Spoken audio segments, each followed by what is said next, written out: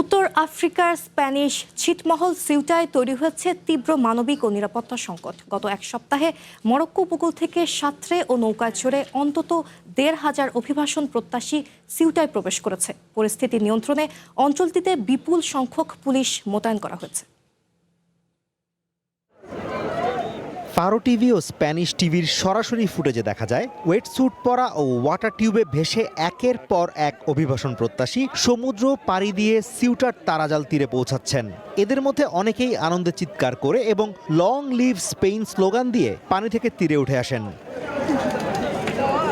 স্পেনের civil guard police জানিয়েছে ব্রেকওয়াটার point দিয়ে সীমান্ত পার হয়ে স্প্যানিশ ছিটমহলটিতে প্রবেশ করছে অভিবাসন প্রত্যাশীরা। কোনো কোনো সংবাদ মাধ্যমের দাবি ২ থেকে ৩ হাজারের মতো তরুণ কেবল সাঁতরেই নয়, সীমানা প্রাচীর টপকেও প্রবেশ করেছে সেখানে। আফ্রিকার উত্তরাঞ্চলে অবস্থিত স্পেনের দুটি স্বায়ত্তশাসিত শহর সিউটা এবং মেলিলা হলো আফ্রিকার সাথে ইউরোপিয়ান ইউনিয়নের একমাত্র স্থল সীমান্ত, যে কারণে উন্নত জীবনের আশায় ইউরোপমুখী অভিবাসীদের কাছে এই শহর দুটি বরাবরই প্রধান আকর্ষণ।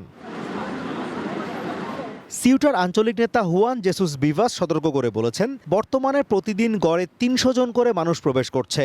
দ্রুত ব্যবস্থা না নিলে ২০২১ সালের মতো ভয়াবহ পরিস্থিতি তৈরি হতে পারে। সেবার মাত্র কয়েকদিনে ১০,০০০ মানুষ একযোগে প্রবেশ করেছিল সিউটায়। পরিস্থিতি মোকাবিলায় কেন্দ্রীয় সরকারকে জাতীয় জরুরি অবস্থা ঘোষণার দাবি জানিয়েছেন তিনি। এদিকে সীমান্তে সুরক্ষা জোরদার ও মানবিক সহায়তা দেওয়ার লক্ষ্যে একাধিক মন্ত্রণালয়ের সাথে সমন্বয় শুরু করেছে স্পেন সরকার। পরিস্থিতি পর্যালোচনা করতে শুক্রবার সিউটা সফরে যাচ্ছেন দেশটির স্বরাষ্ট্রমন্ত্রী ফার্নান্দো গ্রান্দে মার্লাস্কা।